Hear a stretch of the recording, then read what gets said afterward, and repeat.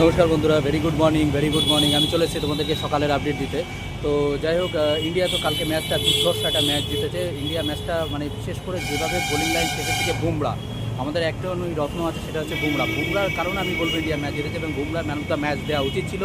But ঠিক আছে, it's okay. আর সঞ্জু স্যামসন তো আউটস্ট্যান্ডিং ইনিংস খেলেছে, বাট বুমরার জন্যই আজকে আমরা ফাইনালে, এটা বলতে কোনো দ্বিধা নেই। কিন্তু Varun Chakravarthy should be drop. তো বরুণ চক্রবর্তীকে ড্রপ করা উচিত।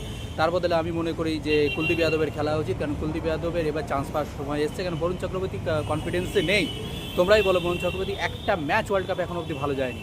প্রত্যেকটা ম্যাচে এক্সপেন্সিভ বোলার হচ্ছে সব থেকে বেশি বরুণ চক্রবর্তী, এবং বরুণ চক্রবর্তীর কনফিডেন্স বলে কিছু নেই।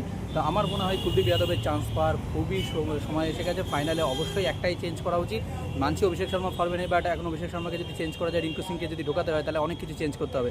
কারণ তিলক বর্মাকে আবার তিনি আনতে হবে, আবার রিঙ্কুকে ফিনিশারে খেলাতে হবে, ঈশান কিষানকে ওপেনারে খেলাতে হবে, অনেক কিছু করতে হবে।